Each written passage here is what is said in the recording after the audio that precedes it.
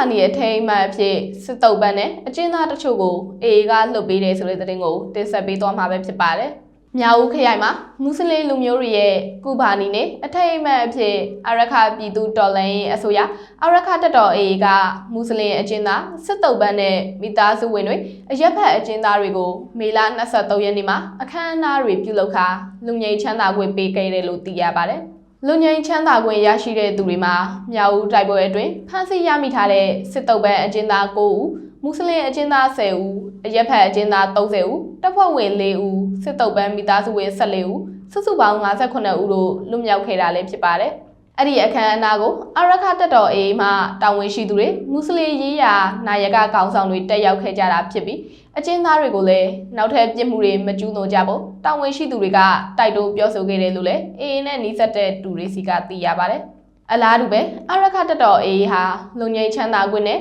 လွတ်ပေးခဲ့တဲ့အကျဉ်းသားတွေကိုလည်းမိသားစုထံကိုအနှံခဲ့ပြီးတော့လူငယ်ခွင့်ရတဲ့အကျဉ်းသားတအုပ်စီကိုငွေကျပ်3သိန်းစီထောက်ပံ့ငွေပေးခဲ့တယ်လို့လည်းသိရပါတယ်။ပြီးခဲ့တဲ့ဧပြီလအတွင်းမှာလည်းအာရခတပ်တော်အေဟာ18နှစ်ပြည့်တက်တီထောင်ချင်းနေ့မှာအရက်ဖက်အကျဉ်းသားတွေအပါအဝင်စစ်တုပ်ပန်း22ဦးကိုပြန်လွှတ်ပေးခဲ့တယ်လို့လည်းသိရပါတယ်။